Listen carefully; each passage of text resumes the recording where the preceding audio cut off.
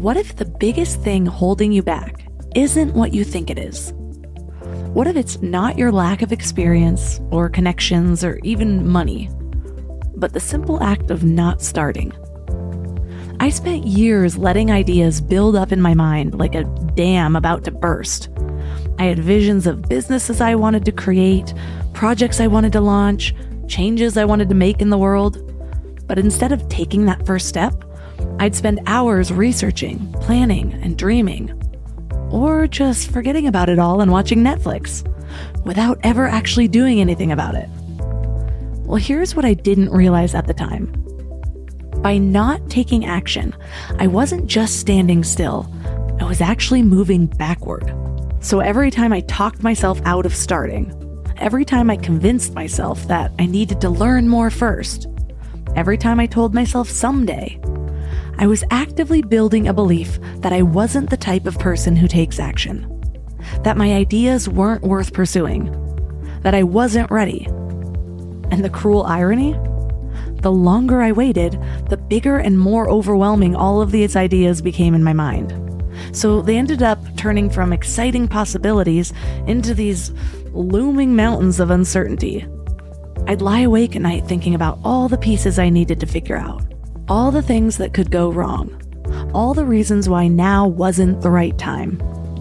And then one day, almost by accident, I did something that changed everything. I started writing my ideas down. And not in a pretty organized way, just messy notes on paper, getting it out of my brain. And something fascinating happened. Those big, scary, overwhelming ideas suddenly felt manageable. Breaking them down into smaller pieces made them real, tangible, and most importantly, actionable. And that's when I realized something important. I didn't need to have it all figured out. I just needed to know my next step or two. And here's the magic. By taking those first small steps, the path ahead started to reveal itself. It's like driving at night. Your headlights only show you the next 200 feet, but you can make the whole journey that way. And the part I never expected was how different progress would feel, even if it was slow, tiny progress at first. There's this incredible shift that happens in your mind when you move from someone who has ideas to someone who acts on ideas. That feeling of forward momentum, no matter how small, creates a kind of energy that attracts opportunities and clarity and confidence. So this episode is a little bit different. While I love diving deep into spirituality and mindset work, sometimes what we really need is just a practical roadmap for turning our dreams into reality. Because at the end of the day, all the inner work in the world won't matter if we don't know how to take that first step. So today we're talking to someone who understands this journey intimately. Daryl Schwartz isn't just an entrepreneur. He's a serial entrepreneur who's turned multiple ideas into reality, including his latest venture, Good Bar. And what makes his story particularly valuable is that it wasn't always smooth. He's dealt with timing issues and pivots and those moments where you have to decide whether to keep pushing or let go. So in this episode, you'll learn how to recognize which of your ideas are worth pursuing and when timing is right. The practical first steps to move from idea to action, even if you're starting from zero. And why failing might be exactly what you need to succeed, and how to use setbacks as stepping stones. This show is sponsored by BetterHelp. You guys, workplace stress is killing us. 61% of people are dealing with stress levels that are way beyond normal. So if you're feeling it, you are not alone. I used to think I could just push through everything. Work harder, sleep less, pretend I had it all figured out. But that approach nearly broke me. I am all about following your joy. If that voice in your head is telling you to make a change, listen to it. Maybe you are ready to quit your job. Maybe you do need to flip your whole life upside down. But either way, you need support and tools to navigate it well.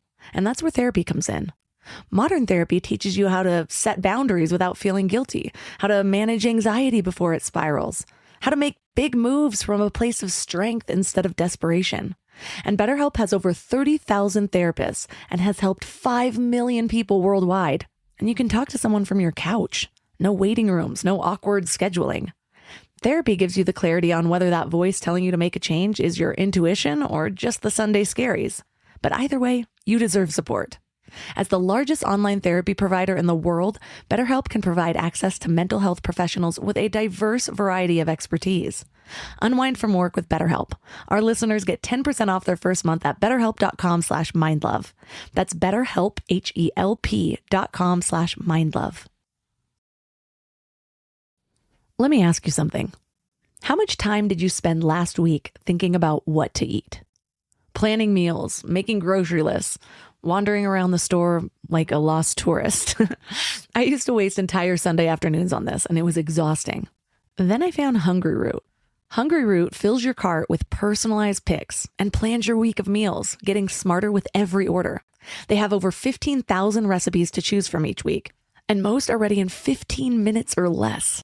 I'm actually headed to Michigan this week, and I had my Hungry Root order delivered there. So I already know that I have meals ready and plenty of snacks for the kids without scrambling to find a grocery store. It's just handled. And what I love most is their smart cart technology. It learns what I actually like and then recommends groceries, recipes, and supplements just for me. So no more buying spinach that rots in my fridge. They screen out over 200 additives and only source high quality ingredients. The time I've gotten back has just been life-changing. So take advantage of this exclusive offer. For a limited time, get 40% off your first box, plus get a free item in every box for life. Go to hungryroot.com/mindlove and use code MINDLOVE. That's hungryroot.com/mindlove, code MINDLOVE, to get 40% off your first box and a free item of your choice for life. hungryroot.com/mindlove, code MINDLOVE. Take a chance and move forward even if you don't know. Do what you can. Take the steps, even if you don't know what they are. There are small steps that you can move towards, what you think you want to build, and then be flexible that might change over time. So don't get hung up on how it has to look right now, today, as if it were 5 or 10 years down the road. Take a step forward to do something, and then be open to see how it develops as you get inputs, as the universe acts on it, as you get feedback, and then just be flexible. Be very, very flexible. I love the idea of be like water, right? So be like water and adjust as all those inputs present themselves, but just continue to move forward. Turn up your frequency with MindLove. Bite-sized brain hacks for seekers, dreamers, and doers. It's time to give your mind a little love with your host, Melissa Monti.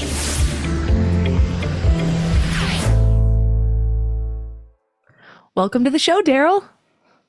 All right. Thanks for having me. So I came across your company, Good Bar, and I'm just so intrigued and inspired because I gave up alcohol a few years ago. And so I still, though, have this connection to like the party lifestyle because I was such a huge party girl for so long. And so I love a good experience. And when I came across Good Bar, this non-alcoholic bar that caters parties, I was just so excited. What was your original spark of inspiration for Good Bar? Yeah, so Good Bar was a pre-COVID project for us. So probably 2018, I had kind of hit a wall with drinking. So I had, in 2013, had gone through a divorce, had gone through, kind of a messy relationship after that, and didn't necessarily respond the best way through all that, which ended up me being, out and partying and doing a lot of things I probably regret. And kind of hit a wall. And for me, it was like, hey, listen, I don't want to drink anymore, but I really want to like continue to be able to go out. And so as I looked for, places and opportunities to be able to continue to socialize without alcohol, basically it was like non-existent. So I was like, I guess I got to build this. And so that kind of started us on our journey towards coming up with this idea of opening these like functional non-alcoholic bars. And at that time, none of the non-alcoholic market existed. So we were literally having to like formulate spirits to be able to serve at the bar and drinks and non-alcoholic products. And so we spent basically 2018, 19, and the early part of 2020, like formulating from a product development standpoint, because it was a cool idea to have a bar, like a non-alcoholic bar. There just wasn't anything to serve. And at that point, when we were ready to kind of like go out and find a location, that's when COVID hit, and we completely shut the project down for 3 years. When you're following your inspiration, how do you know that it's meant for you versus something that you might be chasing? Meaning like chasing an opportunity, or like this is something that really feeds my soul. Yeah, both. Yeah. Yeah. Well, I have a tendency to like be like heart led. And I've never been one that's pursued any sort of project because, I felt like there was a financial motivation or something for me to go do it. I've had to do things out of necessity, financially. Like I have a large family, 5 kids, so there were periods of times where, and I've started businesses before when I was a lot younger, like an organic meal delivery company in 2004, because, I had a passion for organics and food, and I wanted people to be able to access better food and have, more options to eat better. And so that was really led that way. So I think it's just sort of like inherent in who I am as an individual, which is, I've been sort of like, I believe in a better future and I believe in a better vision. And the things that I do, I would hope are things that pursue that. So I think it's just kind of who I am in my nature. And to be honest, like there are other motivations don't mean anything to me. So like if they're surface level motivations or they don't have a deeper meaning or purpose behind them, then they just don't resonate with me. I speak to a lot of people where the idea of starting a business is so far out of reach. And then I speak to other people that are like, oh yeah, when I was 18, I started a business and then I started my next one.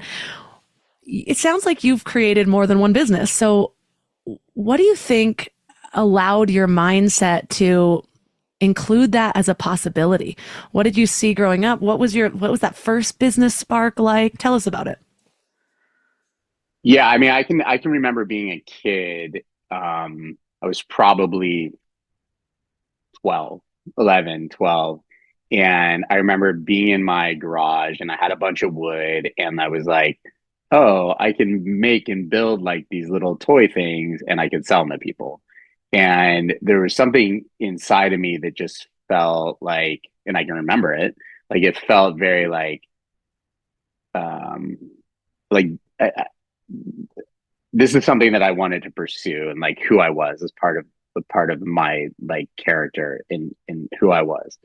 Um, and I think that I've just had a very clear, like I'm not a person that wants to pursue the status quo. I'm also have like this rebellious side of me. So the idea of like working for someone else was always like probably very much against my just I rejected that like pretty clearly. So and I think more than that was just like kind of how my brain, operates and is made up. So like I have a tendency to be able to see things like I feel like ahead of the curve, right? It's sort of like this idea of like, skate where the puck is going, not where it's been idea. And I've just kind of, for some reason, operated in that. And like when we did our organic meal delivery company, like that was probably 10 years too early. Logistics didn't exist and we didn't have Amazon dropping everything off. And so we had drivers delivering organic foods all over the city. And it was just a very different world then. And we did like a whole grain, wood fired pizza concept. And then I did, kind of a farm stand market restaurant based on organics and sustainable food. And then I built a mental health platform for first responders. And like, so like for whatever reason, I think that there's like pursue better. And there's deep meaning behind it. There's like a level of dissatisfaction that, I think I have inside of me that creates this like, I want to do better. I want to, have better. And so I think it has a tendency that it caused me to look like forward and then see like, how do I do that? And then I just have things that resonate with me personally. And then I think that translates into, ideas and concepts, and then the pursuit of those ideas and concepts. I relate to you a lot where I am that like big picture idea person. How do you know? Because if you're anything like me, you probably have had 1,000 more ideas than the ones that you've actually acted on. How do you know this one is the one that needs to happen? Um, I think it's like, I think if you're really honest with yourself, right? Like there's a lot of ideas. And I think that there are those that you get sort of you go through the exercise like creating ideas. Okay, this would be really cool to have. This would be really cool to have. Um, and then when you start to like take an honest evaluation of like some of those, you're like, I don't know. Like it's not really like it seems cool, seems out of reach, or okay, maybe it's not. I'm not super stoked now on it. The ones that have a tendency to last, um, I think, are a combination of sustained enthusiasm about those concepts and ideas. Probably some gut, like learning to trust your gut and your instincts, and then again, I think it's that ability to kind of like look ahead and see where things are moving. And if all those things combine, then I feel like those are the things that you pursue. And like the NA space, 2018, it wasn't really that big, right? Like there's really nothing kind of going on outside this company called Seedlip that was happening. And, and then they sold like, I think in 2020, but outside of them, there wasn't really much going on.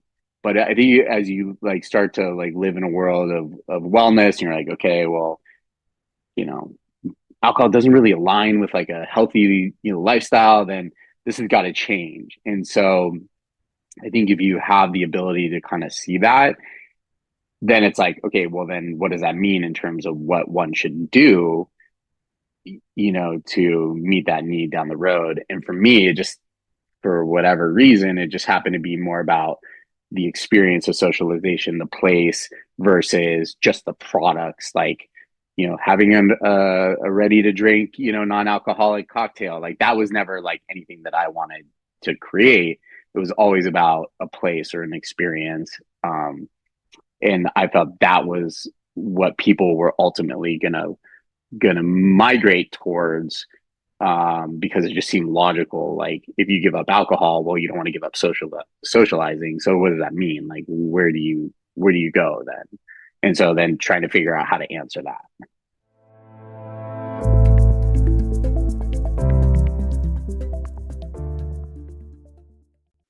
Yeah, I feel like quite often I'll have 1,000 ideas, but then I scan through them and I'm like, which ones can I actually picture myself in?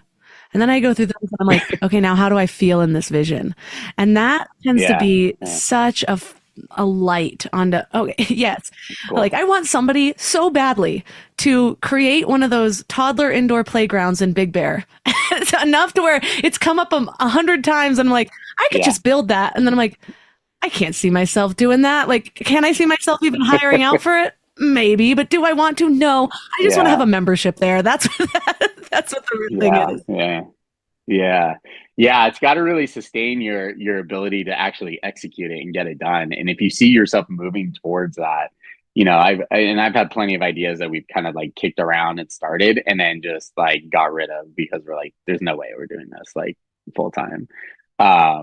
But the other ones where you just really believe in it and are so excited that it you see the momentum towards that, um, that's a good indication that maybe you should continue to pursue it. So you're a serial entrepreneur. When you have that idea, what are usually your first steps to start actualizing it? I do a lot of whiteboarding. That for me is like trying to get like the idea of like how to whiteboard or how to get a concept off the ground is really, what does that look like? So, for instance, in the first responder mental health business that we built, um, I started like going, well, it should look like this like video and this is before Zoom was really like a big thing. It's like it should kind of look like this video conference platform, and it should kind of operate like Slack, and basically the concept was a person could drop into a support group based on any topic that they were interested in that was led by some, subject matter expert. And you would be in like basically a peer group with other people getting support that you need in a group environment. And so, like, literally on a whiteboard, I'm drawing, what it looks like, and, faces of people and how it would look from a user experience and all that kind of stuff. And so I spent a lot of time just kind of mapping out like the idea and trying to get it out of my brain and onto paper. And then from there, it's really about like, okay, what are like the key, like primary first steps? There is some like MVP sort of mentality and approach to building ideas. And I was like, okay, how can we get this off the ground, in the most cost effective, cheapest, quickest way possible, and do that sort of like minimum viable product approach. Yeah, and then we just kind of start mapping out the steps, and you start almost like there's a little bit of a blind squirrel approach sometimes, especially if you don't know an industry or where to start, and you start just kind of navigating your way around. And yeah, and I think sometimes I get lucky and know, like, I don't know, I've uncovered opportunities through like blindly looking for things, and then sometimes I've had more direction in terms of like, okay, this is who we need to talk to, or this is what we need to do, or who we need to ask. But in many cases, it was trying to figure things out from basically scratch, with our various ideas and concepts. In case listeners don't know what minimum viable product is, it's basically what is the bare bones thing you could put out there to where it still makes an impact. And this is used a lot in the tech space too, which is a lot of my background. And I love that concept because so often we do have these big pictures, and when we're building it out, it's like more, more, more. That's how I started out. I remember working with a startup with an app, and I was like, no, but this app should do this and should do this and should do that. And we'd get caught up in that, and then it would be forever until we end up launching to where everyone would be tired out, or we were trying to build something so complex that we couldn't do any of it with a lot of detail. And so instead it's like, no, what one feature could this work for where people would still want to download it? And let's do that really, really well. And then let's build on. So what was your minimum viable product for Good Bar? Yeah. So Good Bar, and we're actually kind of in the middle of a MVP. So Good Bar, what ended up happening with Good Bar was after COVID in the middle of last year, we were kind of winding down the mental health business that we were involved with during COVID. The idea was, okay, let's pick this back up and let's open up these functional bars again. And as we were looking for our first location, we really struggled to find one that that resonated with us, that we liked. It was very key for us to find the right location. And out of our impatience, we were like, let's do something. Let's do pop-ups, let's do events. Like, we got to get started.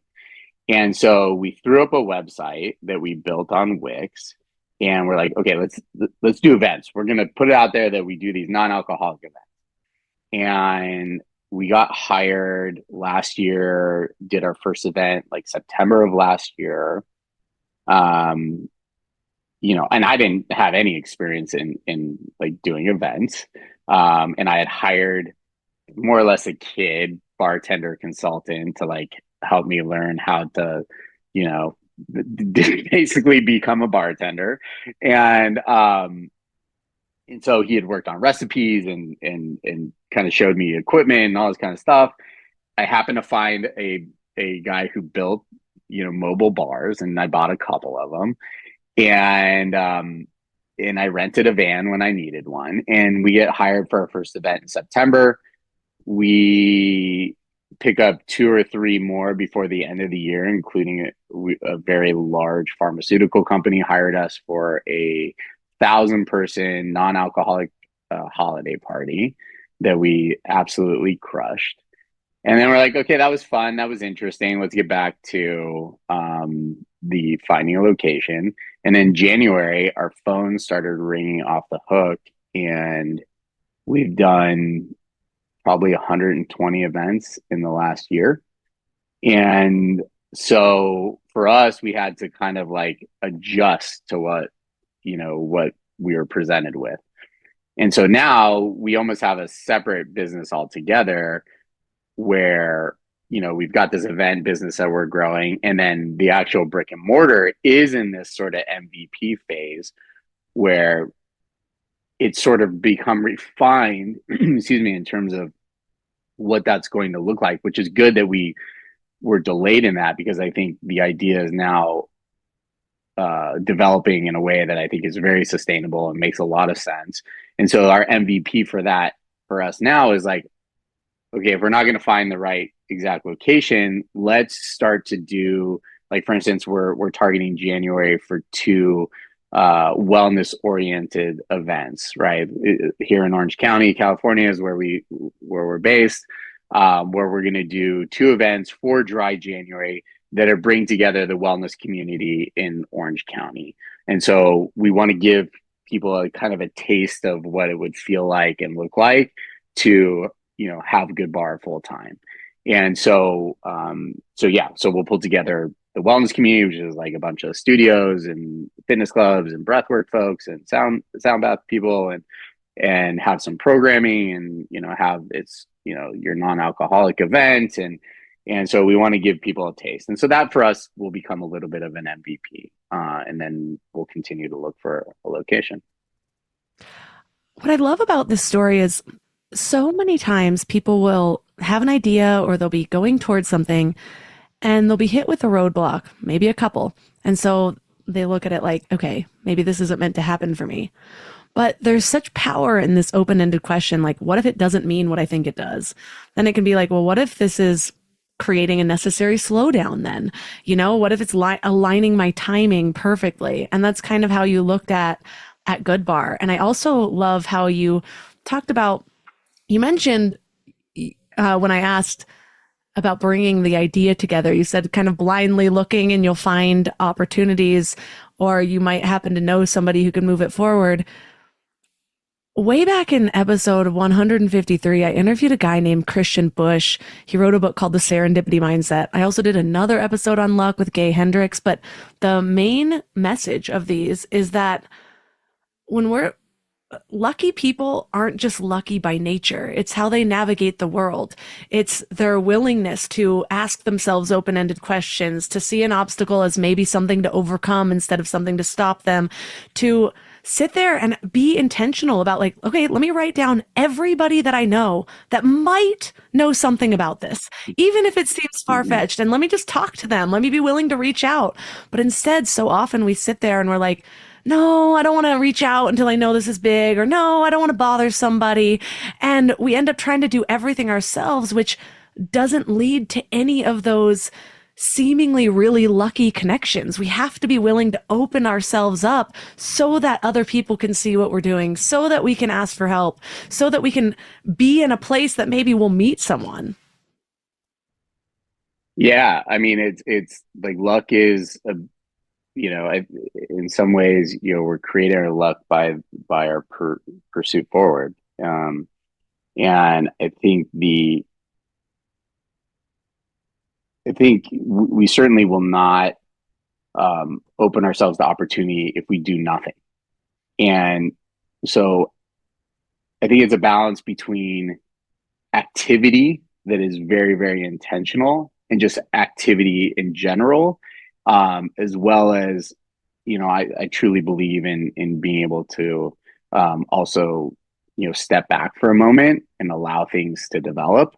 In the beginning, I think it's a little bit of an exploration, and that's kind of what you're doing is you're exploring this idea and you're exploring this concept, and it's amazingly fun and incredible, and I think if you can open yourself up to, being okay with not knowing things, and not concerning yourself with, okay, I might look stupid, or I might not know something, or I might, kind of fall on my face, and that's okay. And you can get back up, and if you're willing to be able to take that sort of like growth mindset or that learning mindset, into this sort of launch or concept development,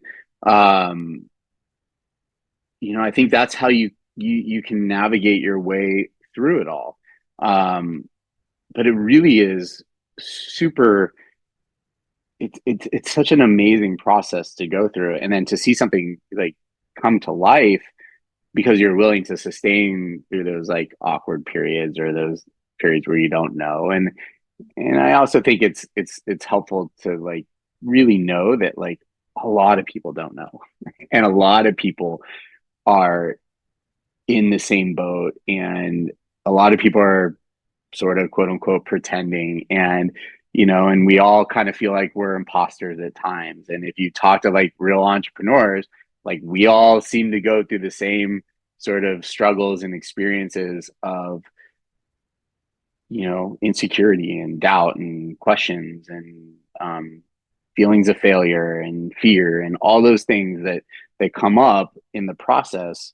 And I think the difference is that when those time periods come, even though they'll have an impact on you and you'll be affected by it, you continue to move forward, even if it's slowly or if it's just not easy. But definitely ends up being worth the process and the journey and the struggle through it. When I lived in LA, we had an office in WeWork. And so we were constantly surrounded by other people that were moving towards something big. And I realized even before that, like, I think I was originally inspired by the Smart Passive Income podcast, was something that I listened to a lot with Pat Flynn. He ended up being the one that helped me start a podcast with his first course. And now I consider him a friend of mine. But now I live in Big Bear, and there's not nearly as many entrepreneurs around me. There's just not the same energy and mindset that what I had in LA. So I have to be a lot more intentional. And so I'm constantly reading books and listening to podcasts and making conscious connections, going back to LA to meet up with my entrepreneur friends, to go to events. We talked about how, in the beginning, I was saying yes to everything just in case I might make a connection. Now I'm a lot more selective. And I know how to see like, oh, yes, this one's worth my time. But even then I'll get in a slump and I'm like, okay, let me say yes to a few more things that I wouldn't normally. And then I'll end up meeting somebody. So how do you, and I look at this as consciously creating myself, feeding my mind with the messages that I know are going to move me forward. What's your process for that? What are you reading? How do you cultivate those connections? Tell us about it. Yeah, I mean, it's funny that this is coming up because this is something that I'm addressing currently in my life. I've got some things that, building is hard enough, right? Building a company is hard enough, right? So there are, as I mentioned before, like the doubts and the fears and the, struggles, and as your bank account's dwindling because you're spending a lot of money on marketing that's not working or whatever, right? Like there's all sorts of issues that come up, in building. And then life happens, right? So you have personal things, you have families, relationships that are challenging and difficult and or that fall apart or whatever, and that impact you, and you got to get up and still show up to build your company. And that's what I'm facing right now. And in that, I have pursued all these things, right? Like I need to fill my mind with all these podcasts, and there's some that are, related to, improved marketing strategies or how to, show up better in a relationship next time or all this stuff. Right. And so I've got podcasts going in, I've got YouTube videos going in constantly, I've got audiobooks going in constantly. And in the last week, I've literally had to press pause. And I've had to press pause because at some point, the intention of, trying to get better, if you don't balance that with rest and being okay in the moment and being still, then the underlying message, the paradox of the underlying message is, I'm not good enough. I'm not there yet. I'm failing. And so that's what became very clear to me over the past week, which is like all this stuff that I'm trying to throw into my mind, that I'm trying to improve and I'm trying to get better. If I don't allow myself to be okay with where I'm at the present moment, then I'm just kind of subtly feeding myself this message like, I'm not there yet. I need more. I'm kind of not, I'm kind of failing. I'm kind of, and so it's very interesting. And so I've literally pressed pause in the past week. I'm like, I'm not going to learn anything new right now. I'm not going to try to improve myself or try to get better because, I've been doing a lot of work right now. And right now I just need to be, and I need to be okay. And so that's been the most powerful thing for me over the past week, which is really just like settling in, allowing the universe to do its thing. And without me trying to force everything to happen all the time. And it's kind of helpful to let go. But yes, I have a litany of books. I have a litany of podcasts. I have a litany of YouTube videos that I listen to all the time. And I'm in a period of just allowing myself to be okay right now. I love that you said that because I go through those cycles intensely, and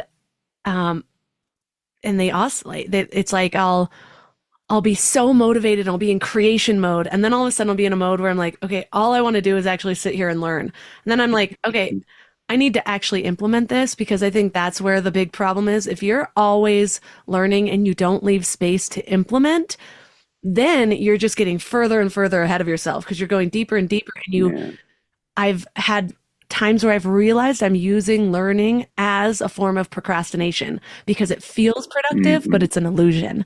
And so I have to be like, all right, now what am I actually going to do with this? And when I go into those implementation modes, then I'll usually kind of fall into a period where I'm like, okay, now let me just be in this. Let me be proud of myself. And then I'm like, I'll get curious. I'm like, but this book sounds good. And then all of a sudden I realize the cycle is starting over again. I love that you said that, because I think that's a huge trap in the self-development world, where if you don't press pause and you don't say, okay, now what am I going to do with this? Who am I becoming after I understood this? What feels right for me, and what is just another thing that I could chase? Those are all such necessary questions that you have to come back to in that phase. Yeah, completely. And it does become a form of like anxious avoidance, and I think if you really step back and allow yourself the stillness, then you can kind of fully integrate, you can fully experience, you can fully just kind of be. And I think that's something that I've avoided, for a long time. And I've used busyness as a way to avoid that. And I've seen sort of the richness and value of just being and seeing also like life unfold, which, doing this work that we're doing now is part of life. And, and I just like I need to allow my personal stuff to allow to my life to unfold, I need my business to unfold. So there's no real separation. And I think if you can integrate, just being into all that you do, then I think life is not only richer, I think we also end up down the path that we ought to end up. I wonder if you noticed this connection. You said you pressed pause about a week ago, and that's about when fall weather started, and fall is associated with harvesting the fruits of your labor. And men tend to go, and if they're in tune with themselves or with nature, more in the cycles of the seasons. Whereas for me, I tend to go more with my 28-day cycle. They're quick. I'm in and out in 28 days, and then I'm on to the next thing. Yeah. Yeah. You talked I about don't how know. you started an organic meal delivery service, and you said it was like 10 years Yeah. too early. So Yeah. tell me about that. What was it like? The too early makes it sound like it didn't turn out how you planned. So I want to know how you handled that. Yeah. I mean, well, first of all, I was really young. I don't know if 25, I was maybe 25 or 26. I don't know if that's really young, but um, it was my first business period. Um, that started in 2004.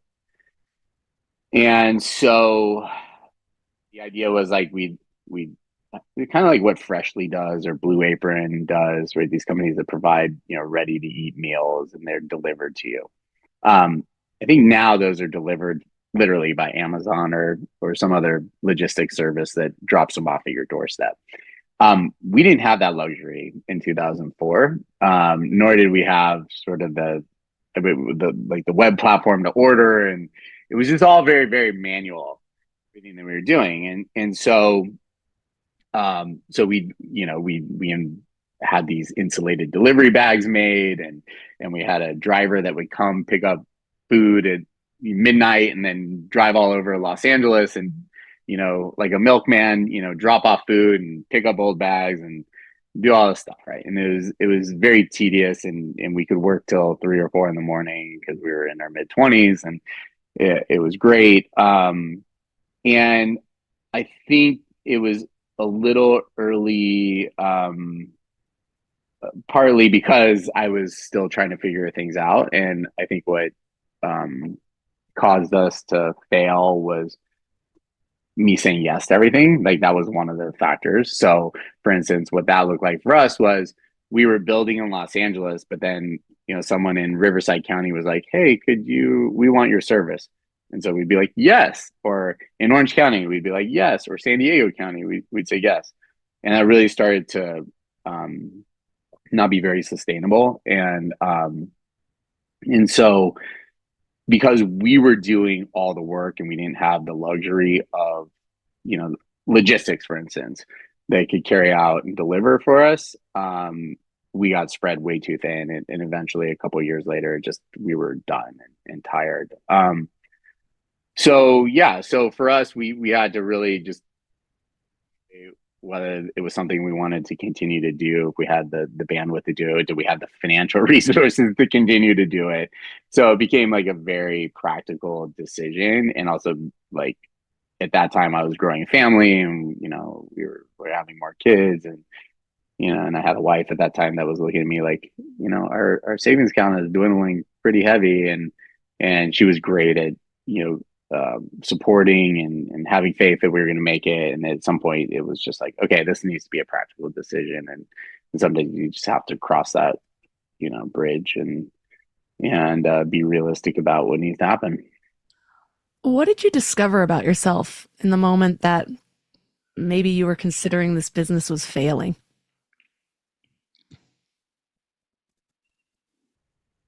I think. Well, I think I've. It's now how I look back at it, which lesson for me then would have been not to personalize the success or failure of the business with me as an individual. And I think I took it pretty personally.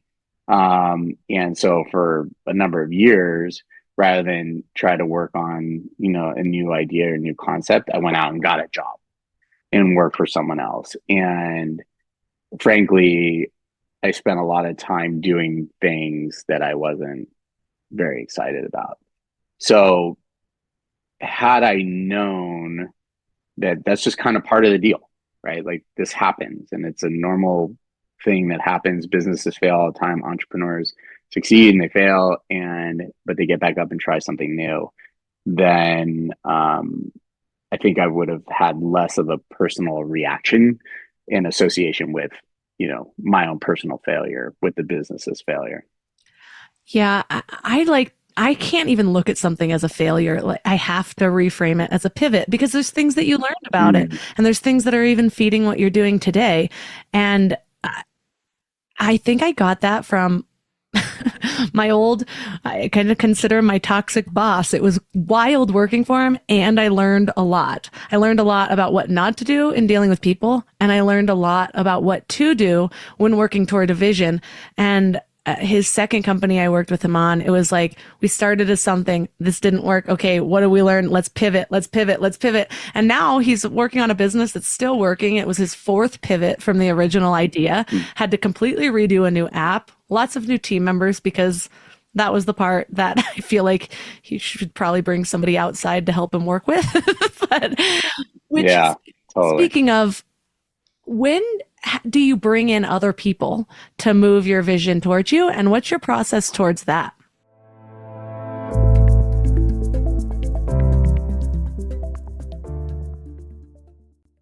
When do you bring in other people to move your vision towards you, and what's your process towards that? Well, it used to be like never. Like, I mean, at least not for a while.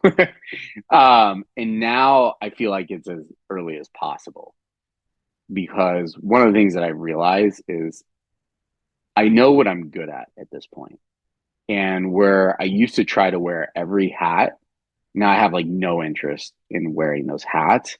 And, you know, a lot of times that comes depending on how you do it. Maybe it means you give up some equity, or you try to find like a partner or something like that. Um, Now it's just being very realistic about what my limitations are, and where I would normally be like, yeah, but I don't want to pay for this, or I don't want to do that. I realize that that mindset of, you know, say spending money on hiring somebody or whatever, because I'm trying to save money, really costs me money at the end of the day.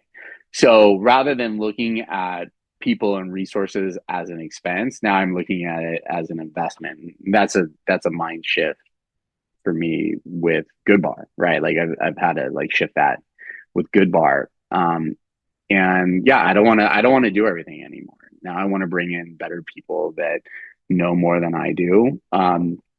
It is, I think, one of the biggest challenges still is finding really solid, good people that you can rely on and depend upon, especially in a startup environment, because there is a way of operating in a startup that's different than working for a company that has, 1,500 employees and all the, systems and processes in place, and the bureaucracy and levels. And, it's just like when you're in startup mode, you're just grinding to get stuff done, and you're pivoting all the time, and you're trying new things and testing new things, and things don't work. And so you have to have a little level of being okay with instability and risk, and then finding someone that also has the requisite skill set.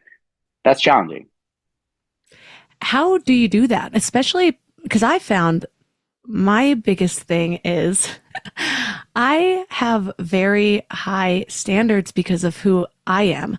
And so there's been times Sure. where I hire in people, or with both mine and my husband's business, where I'm just like, I don't understand why you haven't read 4 books this season on how to get better at your job, and it's Yeah. sort of unrealistic. And I've really learned a lot from my husband and how he hires, but being okay, some people are the specialists, and they'll be really good at their little section. Other people can be the big dreamers with me that can see the overview. But what's your process to finding the right people who align with your vision and possibly your expectations for them? And so, Yeah, I think it's still a work in process. What I found is I'm not great at it, and I think because I have like that vision, perspective, where I have friends that are more operationally minded, and they have a whole process for identifying and finding good people. So I've gone through a couple different ways of trying to find the right people. And I think the last sort of round of interviews we had for like a partnership manager the first interview involved personal questions. Like tell me about what you do in the morning. Tell me, what books are you reading? Like, are you a cultural fit for what we are doing? Are you comfortable in a startup environment? Are you comfortable, um, with what we do here and the risk associated with that? And then from there, once you kind of feel like you've got people that are on board, then it's really going through sort of the technical questions of the job and asking them, like, well, tell us about your sales process and which CRMs have you used and all that kind of stuff.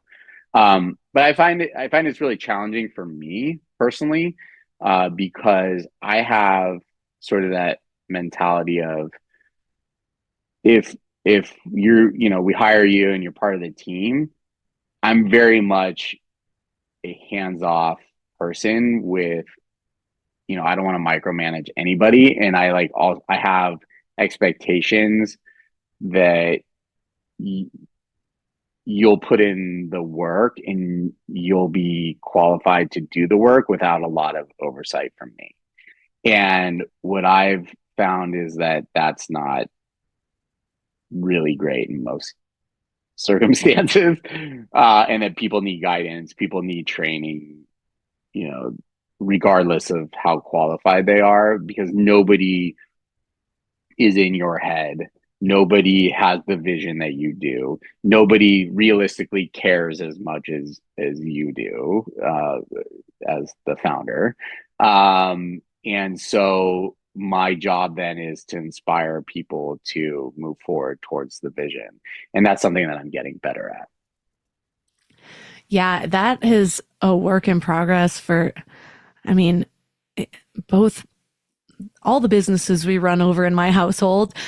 It's something that we're working on now, and getting to the point of realizing that even when it seems like your employee failed, as the business owner, you have to take accountability. Like, what went wrong there?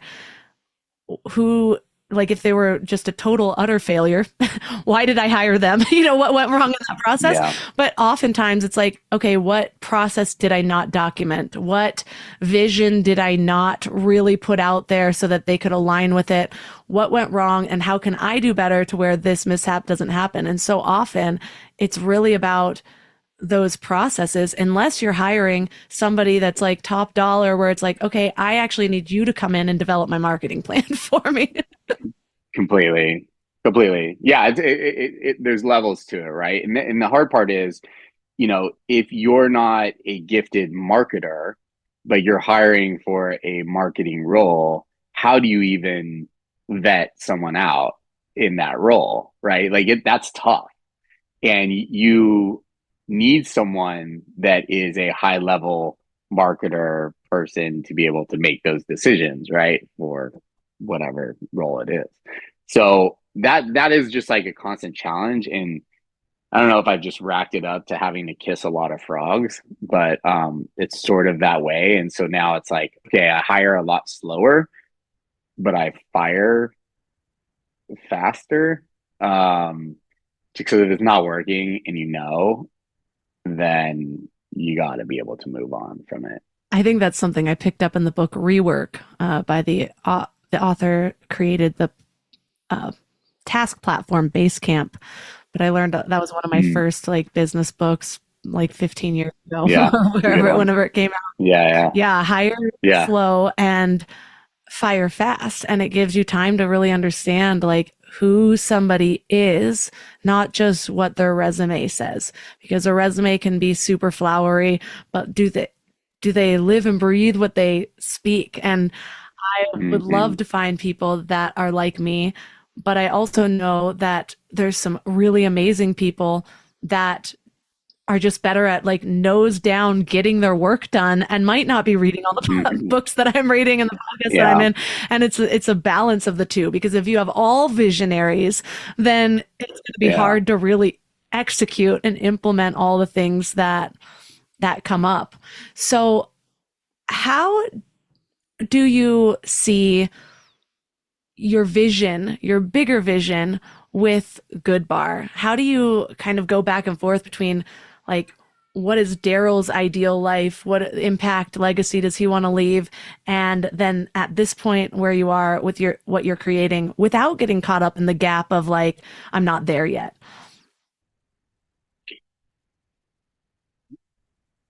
Yeah, the big vision now as it comes together, it's now it was very personal when I first started. And now it's even more personal because Good Bar is a place that I desperately need for myself, and my life. So motivated by that to just create the very thing that I want and believe that other people need and want.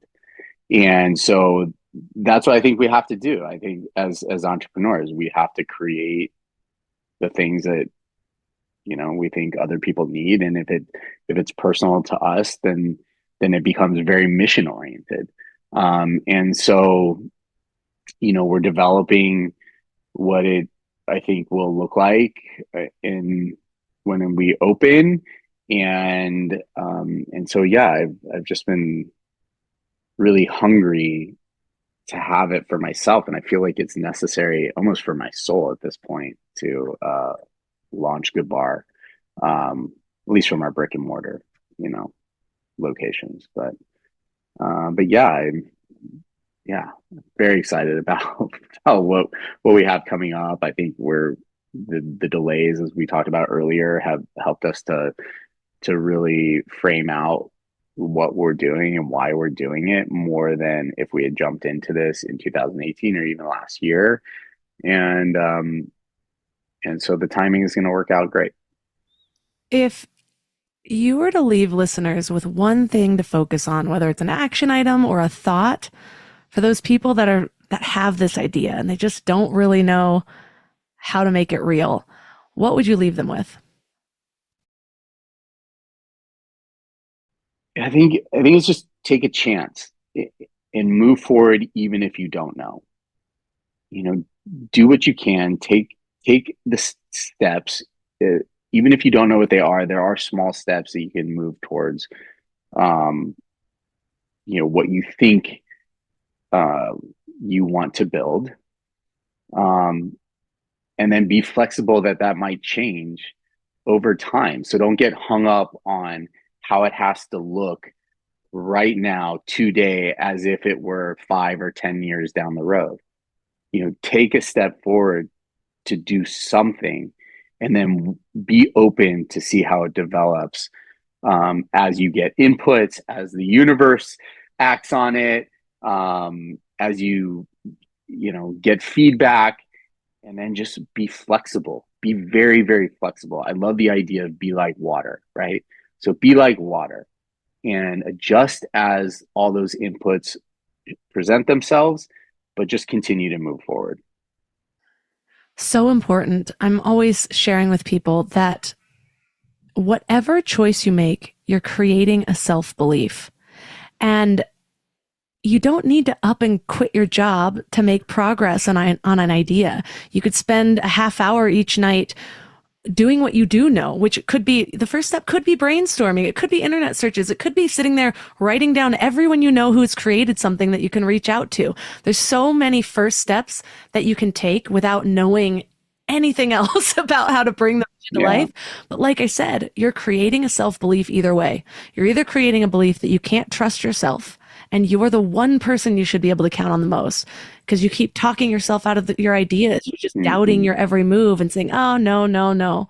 If you can't trust yourself, if you are doubting yourself, how are you going to bring other people into your vision?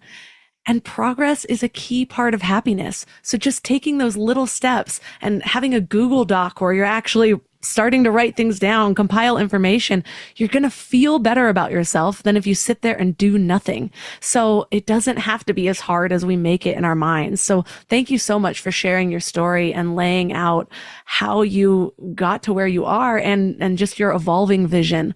For people that want to learn more about Good Bar, where can they find you?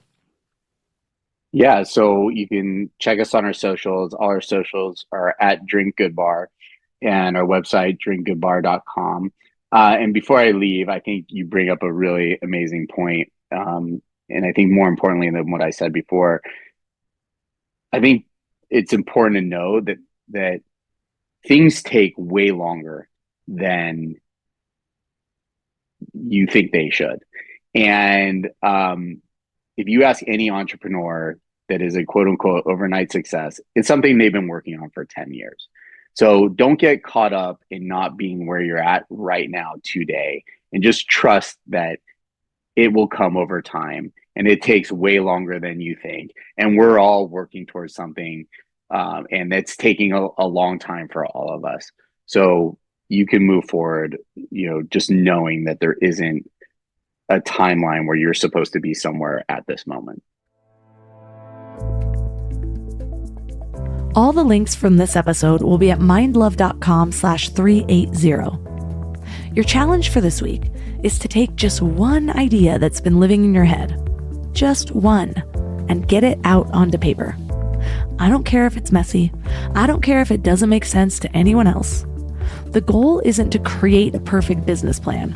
It's to start building that muscle of taking action. So break it down into the smallest possible first steps. And you know what? I know taking action can feel impossible when you don't know exactly what to do. Sometimes your first step is just brainstorming or finding a path that's already been laid out for you. And so if your big goal is your own transformation, is to become the person who actually can create your biggest dreams, then I have been pouring my heart into something just for you. It's Living Mind Love. It's finally launching next week. So if you've been wanting to make real changes in your life, but you keep getting stuck, you're going to want to get on the wait list now, because I'm offering a special founding member price that honestly is kind of ridiculous. We're talking about my most affordable program ever, and it's packed with enough transformation to guide you through an entire year.